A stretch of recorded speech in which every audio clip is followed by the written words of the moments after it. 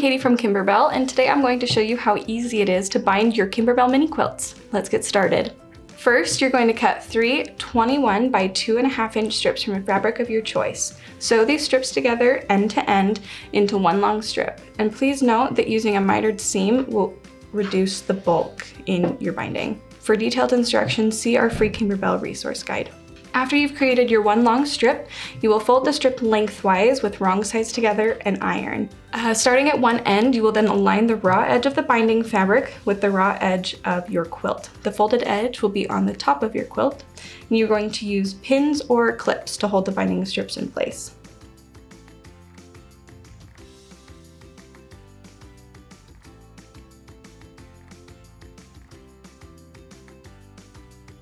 Next, sew along the edge of the quilt with a 1/4 inch seam allowance. At the corner, you're going to stop a 1/4 inch away from the corner and back stitch. Fold the binding back so that it forms a little triangle and use a pin or use clips to hold it in place. Now take the binding fabric and fold it back onto your project, overlapping where it's pinned at the corner. Pin the side, and then starting from the corner you just pinned, continue sewing until you get to the next corner. You'll repeat until you get back to the beginning. So now I've sewn my binding on all 4 sides, and you'll notice at the bottom here where I first started, I only sewed in about 1.5 inches, and I've left this open. I've left this sewn off, and that's gonna help me connect this piece to the beginning. So you'll notice that it's much longer than we actually need, so we're gonna trim it down. So what I'm gonna do is I'm just gonna fold this back and line it up with the raw edge here, the beginning of our binding, so that I know that's where they need to meet.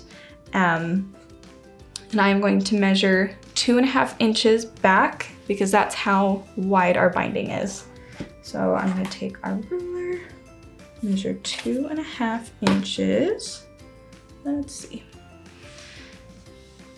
Okay, so there's my 2.5 inches. I'm just gonna measure back. So it ends right there, and I'm just gonna take my scissors and make sure that you don't cut this binding underneath. We're just gonna cut this piece on top. Okay, and I know that is where I'm going to make my cut, right there. So now we'll set these all to the side. Okay, to connect these 2 pieces, I've sewn a little bit. I haven't left quite enough room, so I'm actually going to unpick this just a little bit to give myself more room to work with.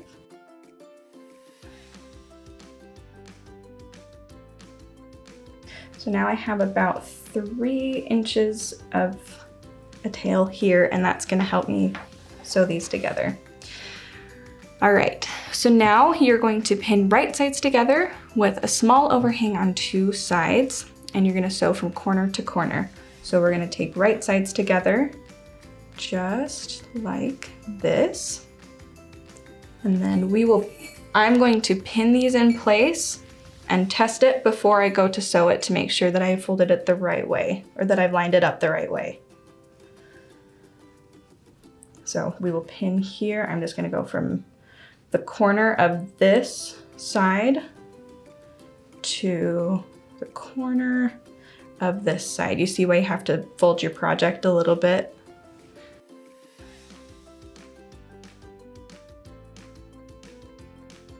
All right, now that I have got my 2 pieces together, sewn together, I'm going to unfold and just make sure that that lines up the way that I want it to. It's folded correctly, and then I'm going to go ahead and just trim off this excess. You want to measure it before you trim anything off, just in case it was sewn backwards or anything and you need to resew it. So I'm just going to trim at a 1/4 inch away from that stitch line, and then it will lay much nicer. And I'm gonna go ahead and pin this and sew it together. Again, there are detailed instructions in the Kimberbell resource guide that is free on your disc as well. So now that I've sewn that all together, I've got that sewn on the bottom there, I'm gonna fold this over and then flip it to the back And you'll notice that I already have my backing fabric on, and I have stitched in the ditch between all of those blocks to keep the back and the front together. The only thing left to finish now is this binding here. So we'll fold it to the back, and we're gonna cover all of those seams there. That's where we sewed the binding on. We're gonna cover that, we're gonna pin it in place, and then I'm gonna show you a couple of different ways to finish this.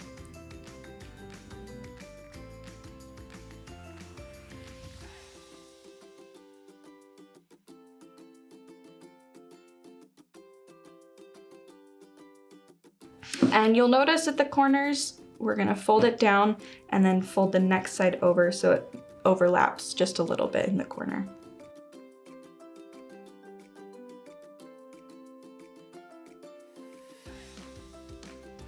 Now that you've got everything pinned, we're going to sew the binding either by hand or by your machine.